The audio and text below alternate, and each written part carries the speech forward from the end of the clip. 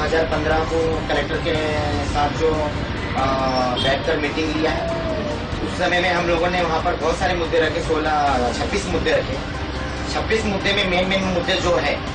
सबसे पहले हमारे किन्नरों का मुद्दा है, तो वो है हमारे किन्नरों के लिए एक सीट आरक्षण होना चाहिए पार्लियामेंट के अंदर में, जो कि पार्लियामेंट के अंदर में सीट आरक्षण इस तरीके से होना चाहिए कि महाराष्ट्र लेवल से अगर हम यहाँ से लड़ रहे हैं, छत्तीसगढ़ से अगर कोई लड़ रहा है, MP से कोई लड़ रहा है, मध्य प्रदेश से कोई अगर लड़ रहा है, तो हर जगहों से हम किन्नर को कॉन्टेक्ट करेंगे, मोबाइल के जरिए से, फेसबुक के जरिए से, नेट के जरिए से, और उनको ये कहेंगे कि भाई अलग अलग जगहों से ये संस्था के थ्रू आपने लड़ना चालू कर देना चाहिए। और सबसे मेन मुद्दा सीट एक आरक्षण जरूरी है कि भाई महाराष्ट्र लेवल से हर किन्नर, कोई भी अगर 3 या 4 किन्नर खड़े होता है तो वो किन्नर उनको वोट करे, और वोट करने के बाद में जो किन्नर समुदाय के बारे में सोच सकता है, विचार रख सकता है, उनके आरक्षण के बारे में, उनकी नीतियों के बारे में अगर सोच सकते हैं, उनके विचारों के बारे में, उनके धाराओं के बारे में अगर सोच सकता है, तो वो उनको वोट करके पार्लियामेंट के लिए चुन कर लेगा।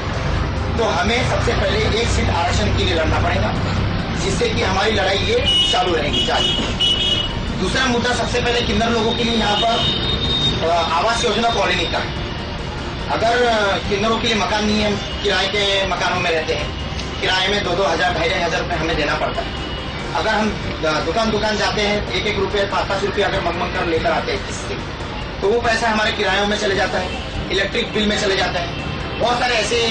मुद्दों में चले जाते हैं जिससे कि हमारे पास कुछ 1 रुपया आना हमारे पास बचता नहीं। तो फिर हम अपने शरीर के लिए, देखभाल के लिए हम अपने पूंजी कैसे जमा करके रखते हैं।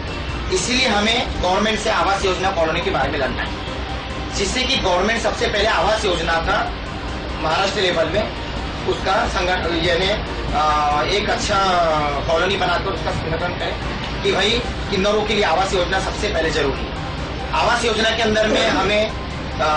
ग्राउंड से लेकर, धर्म स्थान से लेकर, मीटिंग के लिए एक ग्राउंड से लेकर, और उसमें शौचालय से लेकर हर सुविधा मिलना चाहिए, जिससे कि हमें इलेक्ट्रिक बिल से लेकर हर चीज की सुविधा, पानी तक की सुविधा, हर चीज एक सुविधा मिलनी चाहिए जिससे कि हम भटक न सके। तीसरा मुद्दा जो है, सबसे मेन मुद्दा है कि महाराष्ट्र लेवल में हमें शौचालय के लिए बहुत परेशानी होती है। शौचालय के लिए इतनी परेशानी होती है कि अगर हम कहीं जाएं, अगर स्त्री शौचालय के अंदर में अगर हम जाते हैं कि स्त्रियों को इतना परेशानी होती है कि भाई ये थर्ड जनरल है, किन्नर लोग आ गए करके वो अचानक क्या बोलते हैं, शौचालय करते करते उठ जाते हैं, परेशानियां होती उनको, और वो बाहर निकल जाते। तो हमें भी उनको ये समझाना है भाई कि आप भी एक लेडीज हो, हम भी एक लेडीज, आप भी एक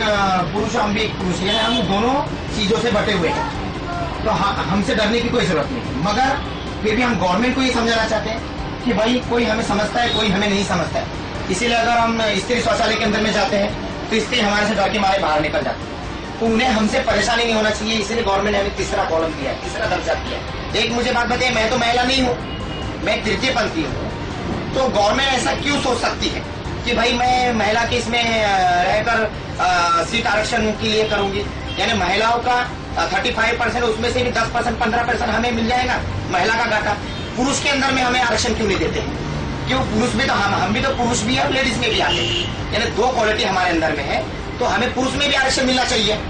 क्यों नहीं? कलेक्टर हमारे बिल्कुल हमको बाजू में रखकर काम करे, पुरुष के इसमें रखकर हमें काम कर कर हमें पुरुष के इसमें आरक्षण दिया जाए, लेडीज के इसमें क्यों? तो ये मुद्दे में भी हमें चर्चा करना है कि भाई अगर हमें लेडीज में रखा जाता है तो हमें पुरुष में भी रखा जाए। अगर हमें महिला बाल विकास के अंदर में आरक्षण दे रहे हैं तो हमें पुरुष क्या बोलते हैं इसमें भी आरक्षण मिलकर हमें उनके बीच में भी रहकर हमें काम करने के लिए अनुमति मिलना चाहिए।